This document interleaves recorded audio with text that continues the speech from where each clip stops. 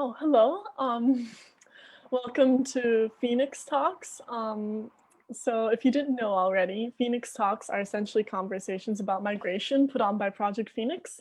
I'm 𝗣𝗵cie 𝗶𝘅, the media coordinator for Project 𝗣𝗵cie, and normally means that I'm writing Facebook posts, but today I get the privilege of hosting this episode with our fellow Ibrahim.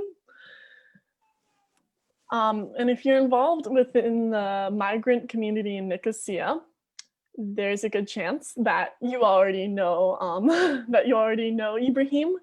So this past summer, not everybody that I met in Nicosia knew Project 𝗣𝗵cie, but then I would explain that we would work with leaders in the migrant community, and then I mentioned Ibrahim, and then they always knew who Ibrahim was. So he's rather well known for being just a very genuine person, as well as his drumming, and I'm very excited to talk with him today. And we're going to discuss how it is to find housing and work as a migrant in Cyprus, but also about the community that he's a part of in Nicosia. So Ibrahim, can you tell us a bit more about yourself? Hello, good morning. Thank you, Holly, for the short intro there. I'm Ibrahim Kamara. I'm a migrant from the Gambia. Stay in Cyprus almost now 2 years, almost 4 months. I arrived in Cyprus in mid-June 2018, like this. I'm currently now living in Nicosia. Yeah. Okay, and can you tell us a bit about what you've done with Project 𝗣𝗵cie? Yeah, I did quite a lot of things with Project 𝗣𝗵cie. The first was I could remember a year ago they tried to get me linked to the to one project like this in the NSS project. That was our first connection that we started the NSS project. This was a project in Norway, in Oslo, and it's for island countries like Cyprus, Malta, and all those countries. So that was the first project we started on. Yeah. Oh, and what did you do in that project? In that project, I had some kind of delayed with my process, like the paperwork of like I'm not a fully recognized refugee. That disabled me from traveling to do the apprenticeship programs for that project for the NSS. Okay. Yeah, so can you tell us a bit about your personal experience finding housing in Cyprus? I know it's an issue for many migrants due to the situation here, but I'd like to hear first about how you experienced it. Yeah, housing in Cyprus, it's not easy for migrants. Because I would say from experience, and I check on all the migrants also as well, they also have almost the same experience. Because the first time when I arrived in Cyprus here, I was sleeping in the park with some Kurdish family with some Kurdish families and some other guys from Africa, from Eastern Africa. It took us like more than 2 weeks. We did not have a place. We had a tent given to us by the migrant center. We're using those tents in the park in Nicosia.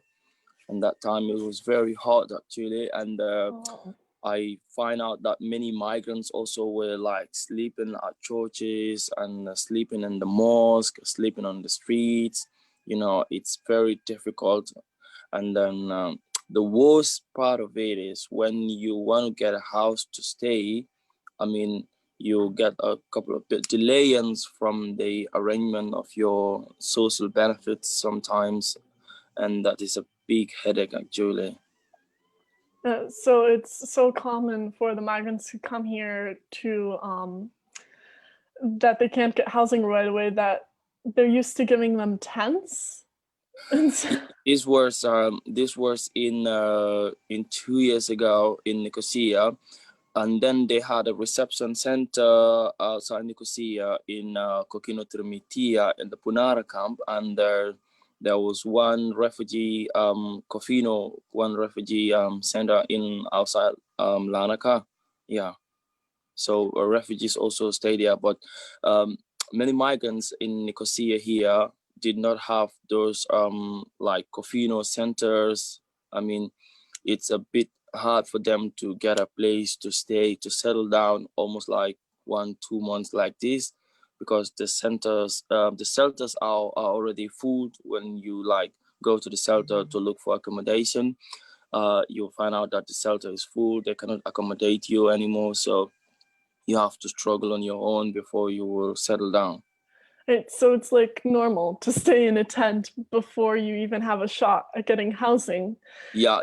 You definitely need that tent, because if you don't have the tent, where you're gonna sleep? You're gonna sleep outside, and then I feel like with a tent and sleeping on the streets with a tent is much better than like sleeping on the streets.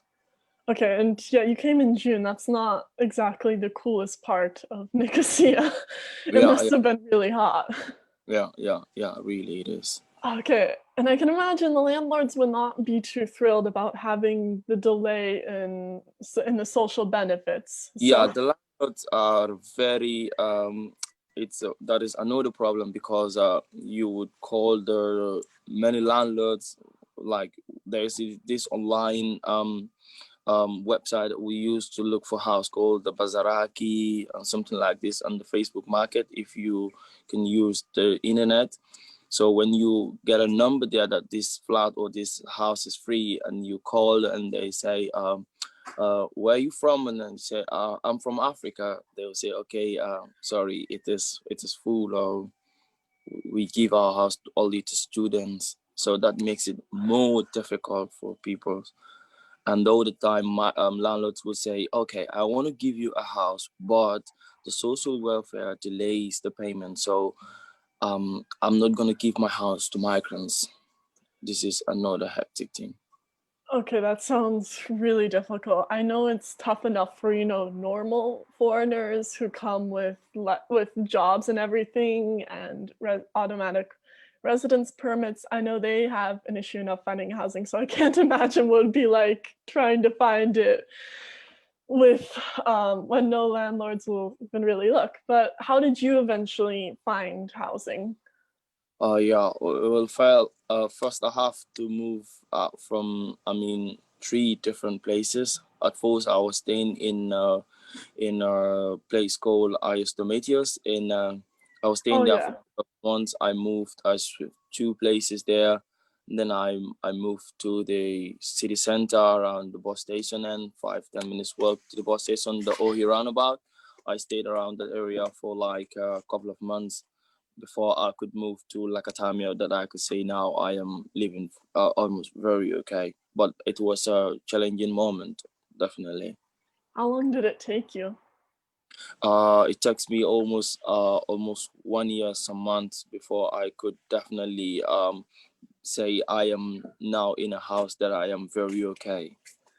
Oh, that's yeah, not being able to settle down a whole year until a year. Yeah, definitely. No, but you still stay in Nicosia but go to Limassol during the week, is that right? Yeah, because in Nicosia here, that is the job that brought me to Limassol now. Because in Nicosia it's too many migrants here, and then to get a job in Nicosia, I don't say it's not possible, but it is not easy for migrants. And then you have to search. I mean, with this coronavirus moment now, like this, the labor office is not registering asylum seekers now. So before, you could go to the labor office, and then they would say, we have this job for you, go and apply for this job. But it's not happening now. So we have to struggle to look for job in different cities outside Nicosia. So I was lucky to have a job in Limassol, and then I could not leave, change my location to go to stay, change all my files. I mean, to move to Limassol, because if I moved, I'm afraid that I'm gonna lose the house that I'm staying in Nicosia. So that's why I go stay in the workplace, and then the weekend I come to Nicosia. Okay, Yeah. that makes sense. Yeah, but is this the first job that you got in Cyprus? Yes, this is my first job after like 1 year, some months, because I started this job last year in the middle of the season. I worked for like 6 months and then stopped the work, and then finally stayed in Nicosia, struggling, going back to the social benefits, and that was not very okay for us because we don't want to depend on the social benefits. We want to stay on our own. Like if you have a job, we could help ourselves and then pay our bills and be okay. I mean, that makes a lot of sense. I think that's how most migrants feel. Yeah, Like, I haven't, because like the social benefits, it takes a bit delay. Like you can wait and wait and wait and wait, and then at the end it's getting more and more boring. yeah. And then you work at a carob factory, is that right? Yeah, we work at a car factory in Limassol, and the outskirts of Limassol, almost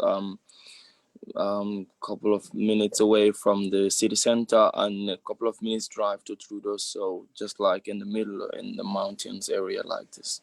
Okay, and I guess for viewers who are not in Cyprus, I think carob is like this native plant in Cyprus, and I don't think it's found in Northern Europe, but it has been used as a chocolate substitute or a sweetener. Um, Yes, indeed. uh, so I'm guessing it's seasonal work. That's why you can only go there Yeah, only work there some of the time. yeah, it's seasonal work, and when the crop season starts, we have to wait for like 1 month before the farmers will pack all the crops and bring to the factory. Because if they don't bring the crop to the factory, the work will not start. So if they bring the crop like 1 month, they pack a lot of crops, and then we will start the work. So the work goes. It's a seasonal when the crop is finished and the work is finished. So we come back to Nicosia, reapplied again for the social benefit. Oh, Before that will come, like it takes time also. So when we're working, we try to have a little bit saving, so that when we finish work, we can pay the bills. I mean the house and the electric bills and the water like this. okay, that makes sense. How did you hear of this job? Did you go somewhere and then they brought it up to you, or? And now I was searching for a job actually in Nicosia. I did not find it. And then I called one of my friends who was living in Limassol at the time. We were like migrants in Nicosia were like here that you can go to Limassol. There's less migrants and there's job opportunities. But even though with that, it's not like everybody. It's in a lucky boat. You have to go. You're not lucky. You come back and you say that what they say about Limassol is not correct. I remember I had to go there for 3-4 times a week to look for a job, and then I will not find it until one day I got a friend there who called me and said, there is a company here, we can go and search and see if we will be lucky. So we go there one fine day and they took our documents. We have to wait for like 2.5 months before they would call us to come and start the work. Well, that sounds like quite the exhausting process. Yeah, definitely. No, and so yeah, you're now things worked out pretty well for you, all things considered. But how is it for other migrants? Is it usually the same, or what other do they face other sorts of obstacles? Yes, all the migrants face all the sorts of obstacles like the job issues. It's very common here in Cyprus for migrants because language barrier also it's another problem. It did not gives way to understand between the boss and the workers. They have a lot of misunderstandings. I could remember I've got a few of my friends who are working on a bakery, and then their boss has to stop them from work and said, okay, I'm gonna call you back. And they had a file that on the social benefit that this person is working, so they have to stop the social benefit, and those people have to come back expecting that the boss is gonna call them to go start the work. They're not Oh, doing something, they are not getting social benefit. It's definitely stressful. yeah, it sounds like there's a lot of insecurity. I know that Letitia has talked about this as well with one of her T-shirts with Afro-G and the meaning behind it.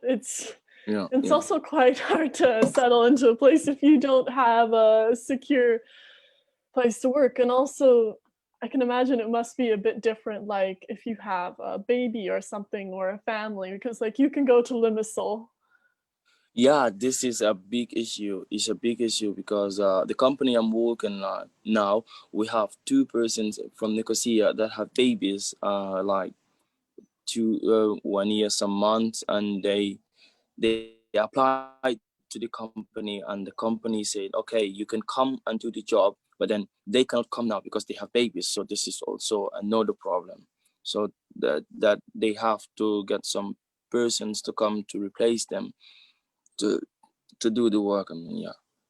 Yeah, that would make, yeah, that does sound quite complicated. I think, I mean, it's even complicated enough if you even aren't a migrant and you have a baby.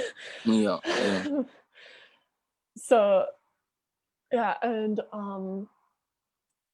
what would you also, I know that you asylum seekers are a bit limited in the sort of work that they can seek.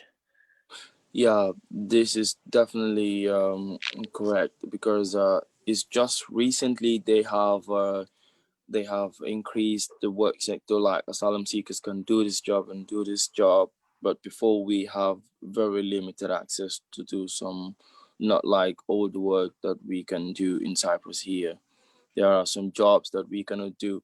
Many a times we would go to apply for a job and they would say, okay, we will take your files and take it to the labor department. So when the boss take it to the labor department and call you again and say, okay, labor department say you cannot do this work because Okay. because you're a migrant, you're an asylum seeker. So it is very hard for an asylum seeker. I'm not saying like a recognized refugee is okay, but for an asylum seeker, it is definitely hard to do some kind of job because many migrants have another experience that could give them a very good job. But then when they arrived here, they see the experience they have matched this job and they applied, and the boss will say no because you are a migrant, you cannot do it. Uh, yeah, I've heard about that. But also in Cyprus, it takes a very long time to be recognized as a refugee. Is that right? Yeah, that takes a long time now. I don't know if before, but now it takes a long time because yeah, when you go to the authorities to say like my file is pending like for a long time, most of them will say okay, we have too many migrants on the line, so you still have to wait. You have to wait. I've seen some guys that were like 3 years on the island. They haven't been called for an interview. So I was thinking like I did have like 2 years, a month, and I can compare myself to somebody that is 3 years on the island. Yeah, it's but what would you like to do in the future for work when you can have more possibilities?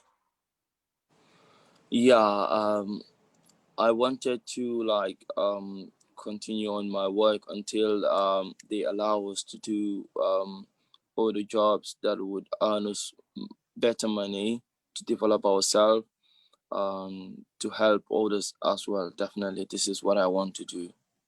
Okay, so you want to do something that, yeah, where you can help others out. Yeah, definitely. Okay, that sounds great. But also one thing I've noticed about you is, yeah, you really had a lot of help from the community, but you've also really given back Yeah, in because that community. Yeah, the community here gives me the hope and everything, because like the first time I came, I was like, I'm alone. I did not know anybody. I used to go out and try to connect with people. You know, it's very difficult at time because with the language that people speak and I speak English, language barrier is a very big problem. And then I happened to go to one space here called the Agora Space, and Yeah. just make some events. Like I met these people there. They form a small community there, and they asked me one time, "Where you from in Africa?" I said, "I'm from the West Africa," and they tried to Google West Africa and see there was these guys. They like music, and they told me, "Do you like African music?" I say, "Wow, I'm a percussionist. Actually, I play music," and they were like, "Oh wow, great." And the lady tried to connect me there. So every Thursday like this, we will go there to have a African night dance. So this is how I get connected to this society. One step at a time, I would meet one or two persons, and then it will broad widen like this. Oh, okay. Yeah. I mean, I guess a good amount of people in Nicosia are familiar with Agora Square.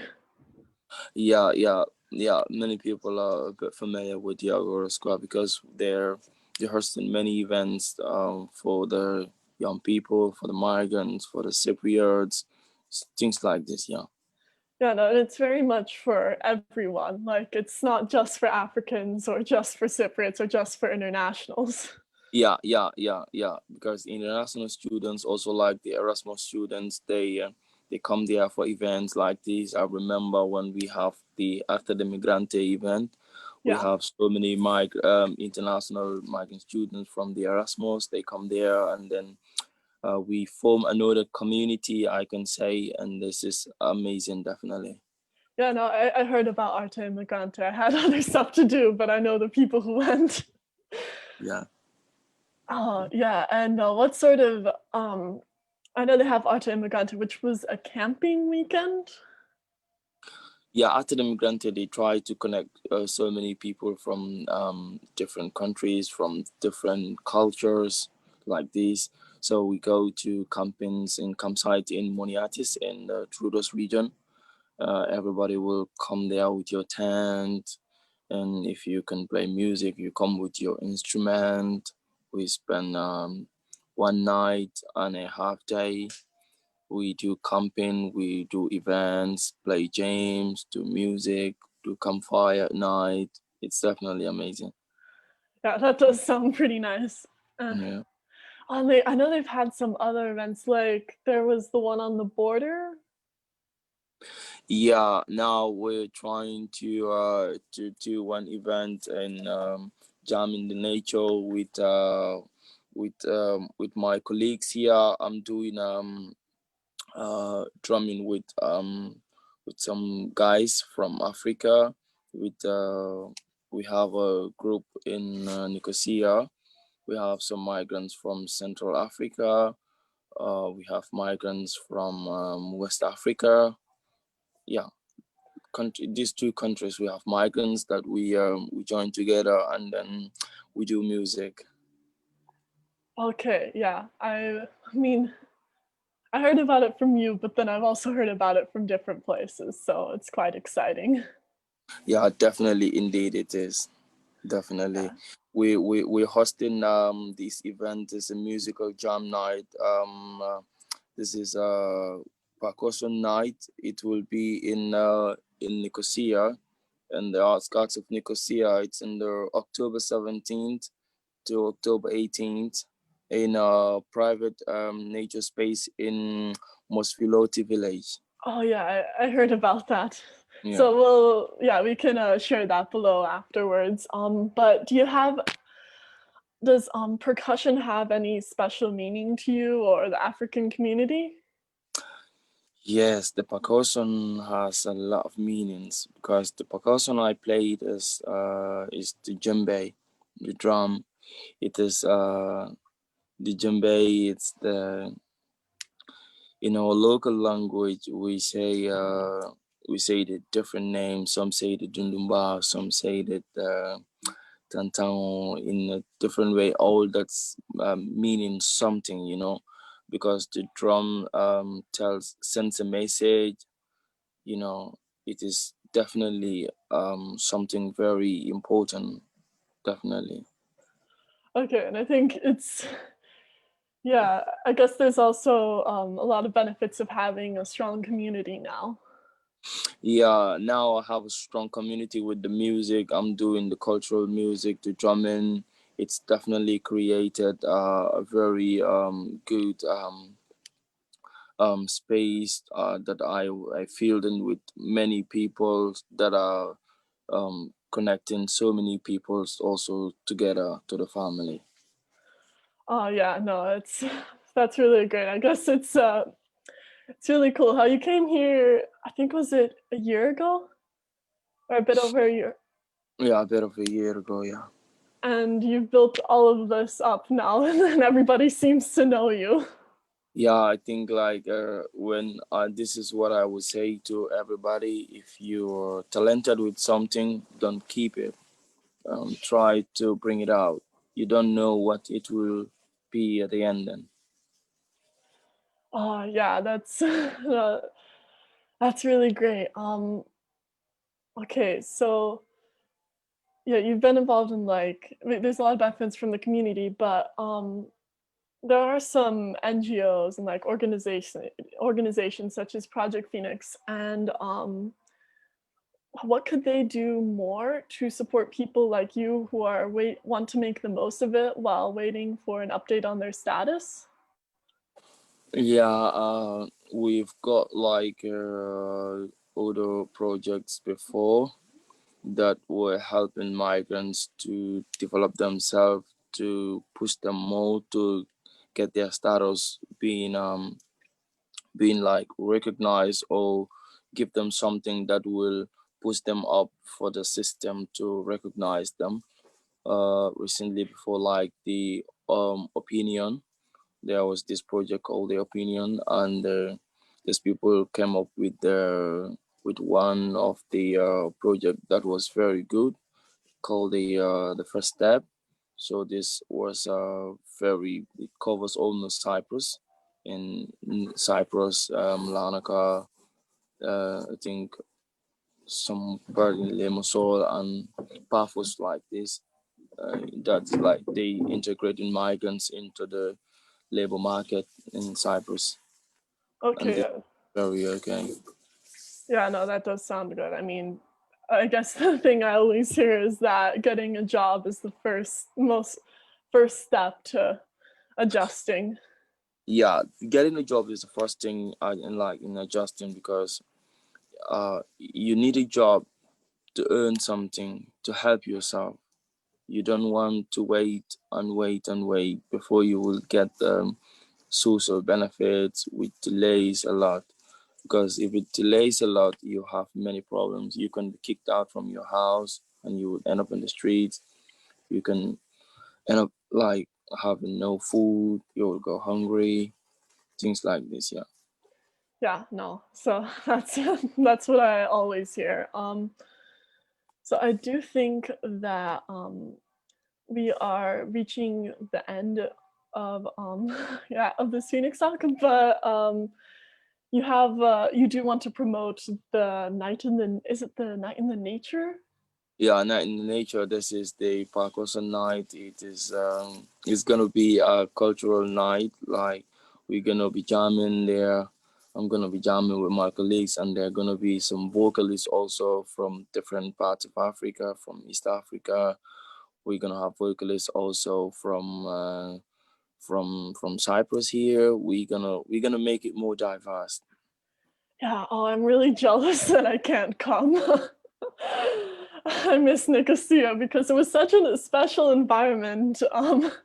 Yeah, definitely. It's the migrants. I think the migrants make it a best society, because not even migrants from Middle East, from Africa, are also migrants, but also the students that come, and other peoples come from different country to come to Cyprus to make friends, to do activities. You know, are also migrants like this. So Yeah. we are under one umbrella. Yeah, no, that's actually how it feels like. And then it was, it was, yeah, it was a bit of a shock coming to Germany, and it was a bit different. Yeah, because Nicosia was such, it had such a strong sense of community, and Yeah, definitely, that is correct. This is what I tell to many people. Like I say to them, okay, fine, I'm working in Limassol, so people think that I would like Limassol than Nicosia because Limassol is beautiful. It has a beach. It has a very nice breeze from the sea. I say no. The community in Nicosia, it's a different one. It gives you so much energy to move forward. no, it's definitely very special, and I'm quite envious. So, yeah, people in Nicosia, if you have a chance, go to the event for me and enjoy it. Yeah, it's gonna be on the 17th and the 18th in October this month. So it's gonna be at 𝗵𝗇𝗀 village in the outskirts of Nicosia. I'm gonna share the event on my Facebook page, and I will tag the event also as well to the Phoenix page. Oh yeah, I'll share it to the Project Phoenix page as well. Also, we have a question from Maria on Facebook. So how can we listen to your music? Okay, for now I'm trying to create a YouTube channel, but we'll launch a Facebook page, and that Facebook page you will see some of our videos or some of our entertainments on that Facebook page. I'll share the Facebook page also as well. Okay, yeah, I will will also share that to the Project Phoenix page. And Mm.